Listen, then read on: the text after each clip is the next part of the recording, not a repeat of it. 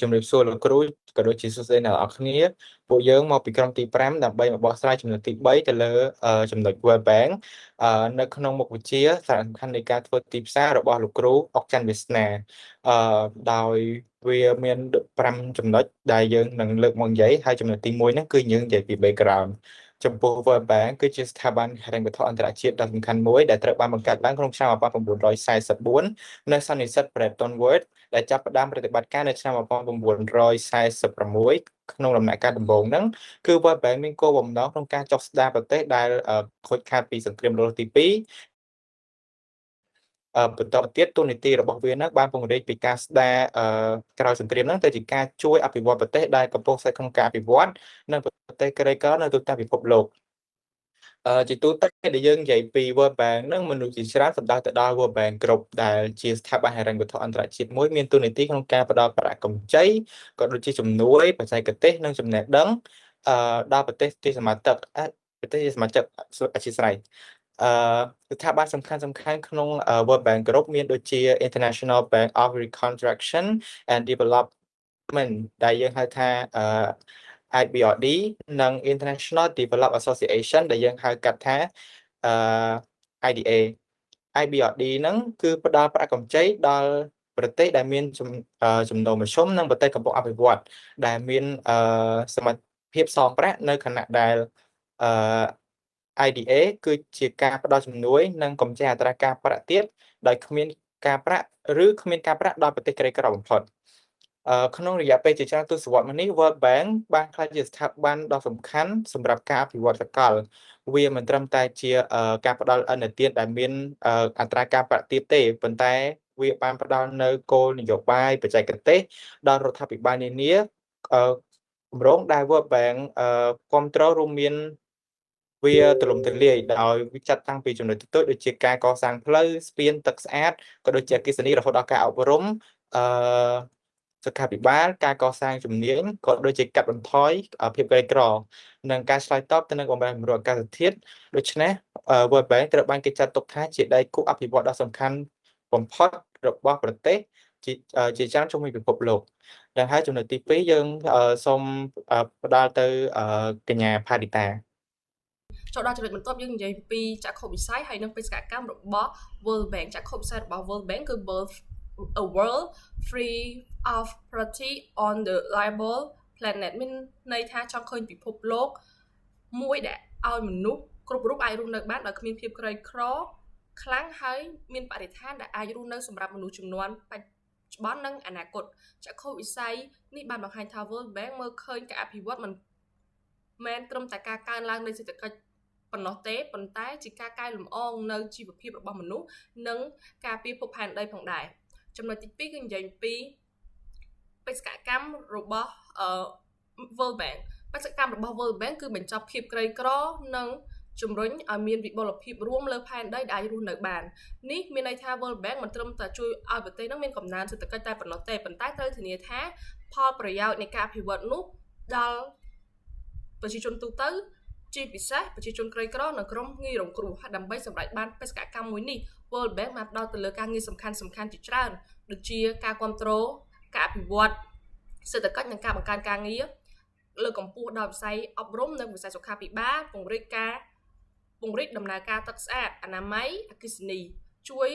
ដល់ប្រទេសក្រីក្រទប់ទល់ជាមួយនឹងវិបត្តិសេដ្ឋកិច្ចបំណុលហើយនិងវិបត្តិស្បៀងគម្រោងគ្រប់គ្រងគម្រោងធម្មពលទឹកស្អាតអគ្គិសនីធម្មពលស្អាតនិងការឆ្លើយតបទៅនឹងបម្រែបម្រួលអាកាសធាតុជួយកែលម្អការគ្រប់គ្រងសាធារណៈនិងគោលនយោបាយសេដ្ឋកិច្ចបេសកកម្មនេះបង្ហាញថា World Bank មានតួនាទីទូលំទូលាយជាងធនាគារធម្មតាព្រោះវាជាស្ថាប័នដែលភ្ជាប់ហិរញ្ញវត្ថុជាមួយនឹងការអភិវឌ្ឍធនធានមនុស្សសង្គមនិងបរិស្ថានហើយចូលដល់ចំណុចបន្ទាប់ទៀតយើងសូមផ្ទេរទៅឲ្យកញ្ញាលីលីអរគុណចំណុចបន្ទាប់នេះគឺចំណុចទី3ដែលយើងផ្ដោតទៅលើ member World Bank មានសមាជិកជាប្រទេសជាច្រើននៅជុំវិញពិភពលោកហើយសមាជិករបស់ World Bank គឺជារដ្ឋាភិបាលនៃប្រទេសនីមួយៗដែលជាម្ចាស់ស្ថាប័នតាមរយៈការកាន់កាប់ទៅលើភាគហ៊ុននិងការចូលរួមក្នុងការសម្រេចចិត្តប្រទេសសមាជិកគ្រប់គ្រង World Bank តាមរយៈ Board of Governors និង Board of Executive Directors ដែលមានតួនាទីសម្រេចលើគោលនយោបាយសមាជិកភាពនិងបញ្ហាហិរញ្ញវត្ថុសំខាន់ៗជាទូទៅប្រទេសដែលចង់ក្លាយជាសមាជិករបស់ IBRD ត្រូវតែជាសមាជិករបស់ International Monetary Fund ដែលយើងហៅថា IMF ជាមុនសិនបន្ទាប់ពីនោះប្រទេសអាចចូលជាសមាជិកនៃស្ថាប័នផ្សេងៗនៅក្នុង World Bank Group ដូចជា IDA,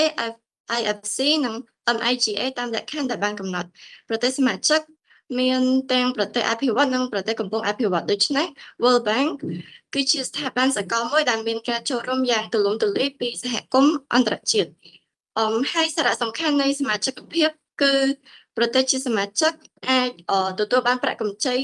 ជំនួយនិងការគាំទ្របច្ចេកទេសសម្រាប់គម្រោងអភិវឌ្ឍជាតិលើសពីនេះប្រទេសសមាជិកក៏អាចចូលរួមបង្ហាញមតិយោបល់និងសម្រេចលើទិសដៅដ៏ធំរបស់ World Bank ផងដែលដូច្នេះសម្រាប់សមាជិកភាពគឺមិនមែនជាការទទួលបានជំនួយប៉ុណ្ណោះទេប៉ុន្តែជាការចូលរួមក្នុងប្រព័ន្ធហិរញ្ញវត្ថុអន្តរជាតិសម្រាប់ការអភិវឌ្ឍបន្តសូមទៅចំណុចបន្ទាប់យើងនិយាយអំពីចំណុចទី4ដែលនិយាយអំពីសមិទ្ធផលរបស់ World Bank ក្នុងរយៈពេល5ឆ្នាំចុងក្រោយនេះយើងបានដឹងហើយថា World Bank បានសម្រេចសមិទ្ធផលសំខាន់ៗជាច្រើនទាំងផ្នែកសេដ្ឋកិច្ចសង្គមនិងបរិស្ថានសមិទ្ធផលទាំងនេះបង្ហាញអំពីតួនាទីរបស់ World Bank ក្នុងការជួយប្រទេសជាច្រើនឆ្លើយតបទៅនឹងវិបត្តិនិងការជំរុញអភិវឌ្ឍក្នុងរយៈពេលវែងនៅក្នុងចំណុចសមិទ្ធផលរបស់ World Bank នេះយើងអាចនិយាយអំពីចំណុចសំខាន់ៗជាច្រើន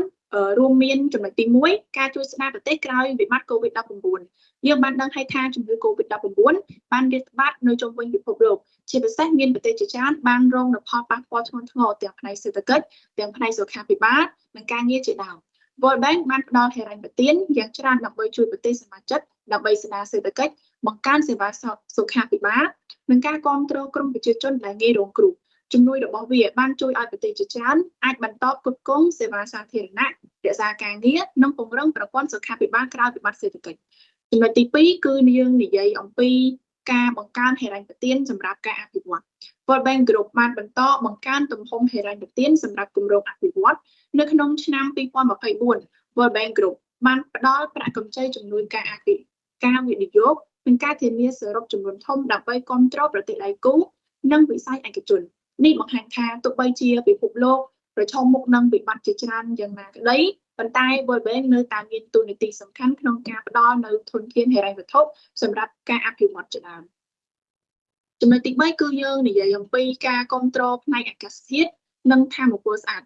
មួយក្នុងចំណោមសមិទ្ធផលធំបំផុតរបស់ World Bank ក្នុងរយៈពេលចុងក្រោយនេះគឺការពង្រីកហិរញ្ញប្បទានសម្រាប់ Climate Finance និងគម្រោងថាមពលស្អាតហើយក្នុងរយៈពេល5ឆ្នាំចុងក្រោយនេះ World Bank បានបដិញ្ញាផ្ដល់ថវិកាជាច្រើនសម្រាប់ថាមពលកកើតឡើងវិញប្រសិទ្ធភាពថាមពលនិងការពង្រីកអគ្គិសនីទៅដល់ប្រជាជនដែលមិនទាន់មានសេវាវាបានជួយប្រទេសជាច្រើនអភិវឌ្ឍថាមពលស្អាតកាត់បន្ថយការបំពុលនិងធ្វើឲ្យសេដ្ឋកិច្ចមានភាពធន់ជាងមុនចំពោះបម្រែបម្រួលអាកាសធាតុចំពោះចំណុចទី4ដែលយើងនិយាយអំពីការកែលម្អសេវាសាធារណៈមូលដ្ឋានយើងបានដឹងហើយថា World Bank បានគាំទ្រគម្រោងជាច្រើនដែលពាក់ព័ន្ធនឹងទឹកស្អាតអនាម័យសុខាភិបាលអប់រំនិងសេវា Digital សាធារណៈនៅប្រទេសជាច្រើនការចូលរួមដំណើរការទៅកាន់សេវាសាធារណៈទាំងនេះបានកើនឡើងជាបន្តបន្ទាប់សេវាទឹកស្អាតនិងអនាម័យល្អជួយកាត់បន្ថយជំងឺកែលម្អអាហារូបត្ថម្ភនិងជួយកុមារអាចចូលរៀនបានល្អប្រសើរឡើងវិញការវិនិយោគលើវិស័យអប់រំនិងសុខាភិបាលក៏ជួយបង្កើនគុណភាពធនធានមនុស្សនិងជួយដល់ការអភិវឌ្ឍក្នុងរយៈពេលវែងផង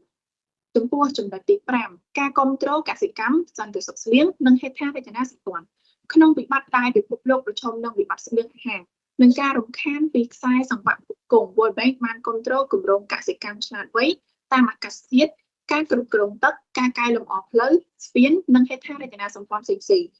ការគាំទ្រទាំងនេះជួយប្រទេសបង្កើនផលិតភាពកសិកម្មធ្វើឲ្យការដឹកជញ្ជូនកាន់តែងាយស្រួលនិងបង្កើតឱកាសសេដ្ឋកិច្ចនៅតំបន់ជនបទផងដែរចំណុចទី6ដែលយើងនិយាយអំពីការជួយដោះស្រាយវិបត្តិបំណុលនិងសម្ពាធសេដ្ឋកិច្ចយើងបានដឹងហើយថាប្រហែលឆ្នាំចុងក្រោយនេះប្រទេសកំពុងអភិវឌ្ឍជាច្រើនបានប្រឈមមុខនឹងបំណុលខ្ពស់អតិផរណានិងការបង្កើនសេដ្ឋកិច្ចជឿន World Bank បានជួយតាមរយៈប្រាក់កម្ចីគោលនយោបាយគាំទ្រ ការវិភាគសេដ្ឋកិច្ចនិងការផ្ដល់យោបល់បច្ចេកទេសដើម្បីជួយប្រទេសទាំងនោះរក្សានូវស្ថិរភាពម៉ាក្រូសេដ្ឋកិច្ចនិងបង្កើនសមត្ថភាពក្នុងការវិនិយោគលើវិស័យសំខាន់ៗដូចជាវិស័យអប់រំវិស័យសុខាភិបាលនិងវិស័យហេដ្ឋារចនាសម្ព័ន្ធផងដែរសរុបមកសមិទ្ធផលក្នុងរយៈពេល5ឆ្នាំចុងក្រោយបានបង្ហាញឲ្យយើងឃើញថា World Bank មិនមែនត្រឹមតែជាស្ថាប័នផ្ដល់នូវប្រាក់កម្ចីប៉ុណ្ណោះទេប៉ុន្តែវាក៏ជាដៃគូអភិវឌ្ឍន៍សំខាន់មួយដែលជួយប្រទេសទប់ទល់នឹងវិបត្តិហើយជាពិសេសកសាងមូលដ្ឋានសម្រាប់ការអភិវឌ្ឍប្រកបដោយចីរភាពផងដែរចំណុចបន្ទាប់សូមឲ្យទៅយើងបន្តទៀត ឥឡូវយើងចូលមកដល់ចំណុចcurrent challenge គឺជាបញ្ហាប្រឈមបច្ចុប្បន្នWorld Bank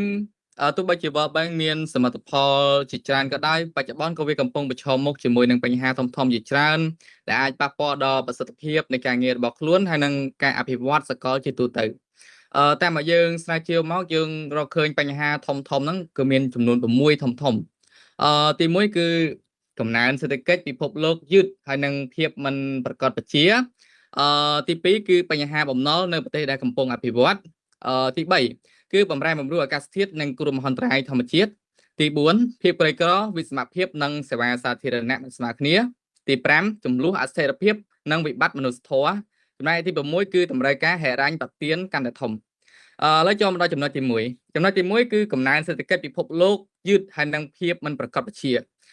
ដោយសេដ្ឋកិច្ចពិភពលោកនៅតែមានភាពផុយស្រួយដូច្នេះផុយស្រួយដោយសារតែវិបត្តិនានា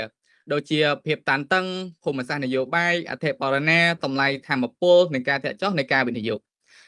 នៅពេលដែលកំណើនសេដ្ឋកិច្ចយឺតប្រទេសកំពុងអភិវឌ្ឍនិងពិបាករកប្រាក់ចំណូលនិងពិបាកសងបំណុល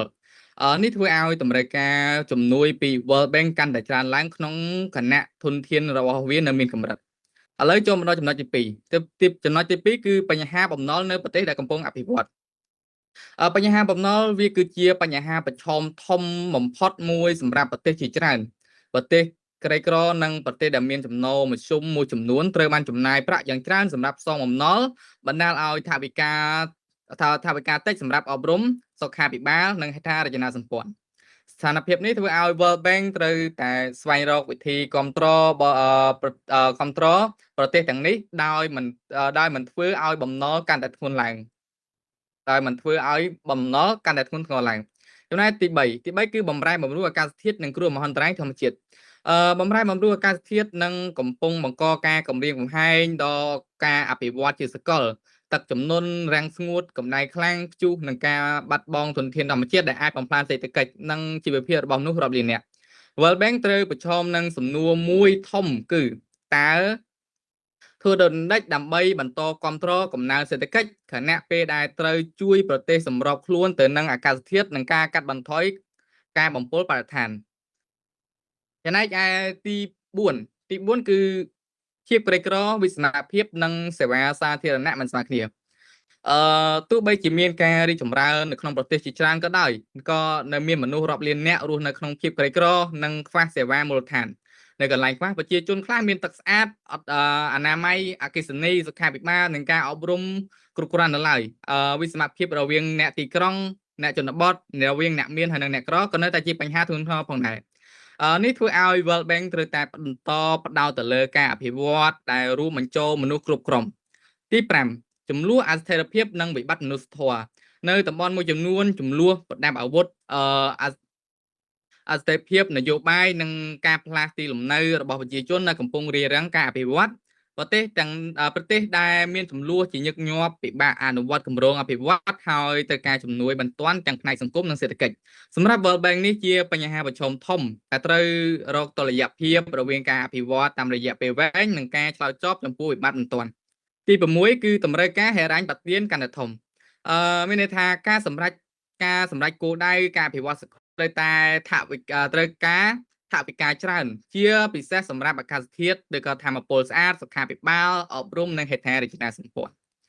ទោះបីជា World Bank ជាស្ថាប័នធំក៏ដោយវាមិនអាចដោះស្រាយបញ្ហាទាំងអស់ដោយខ្លួនឯងបានទេដូច្នេះ World Bank ត្រូវតែធ្វើការជាមួយរដ្ឋាភិបាលវិស័យឯកជនអង្គការអន្តរជាតិនិង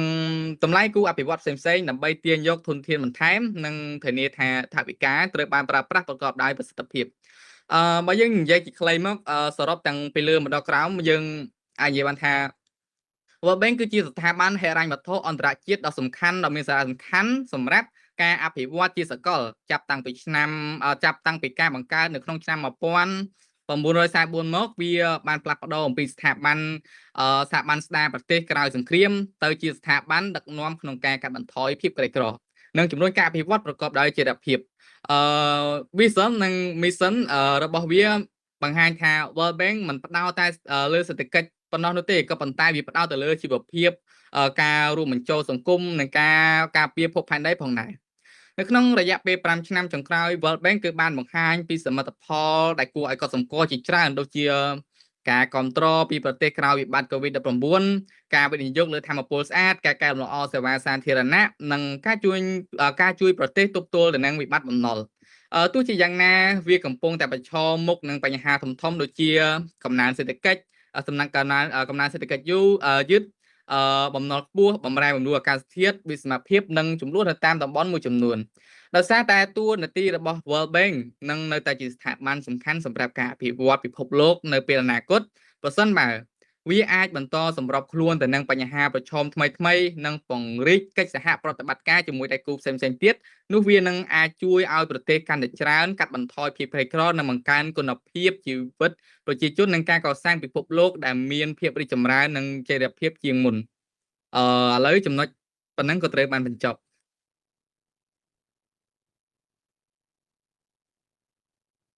ជាចុងក្រោយក្រុមទី5របស់យើងក៏សូមអរគុណអ្នកទាំងអស់គ្នាដើម្បីដែលបានទស្សនាតាំងពីដើមរហូតដល់ចប់សង្ឃឹមថាជួបគ្នានៅពេលក្រោយទៀតសូមអរគុណ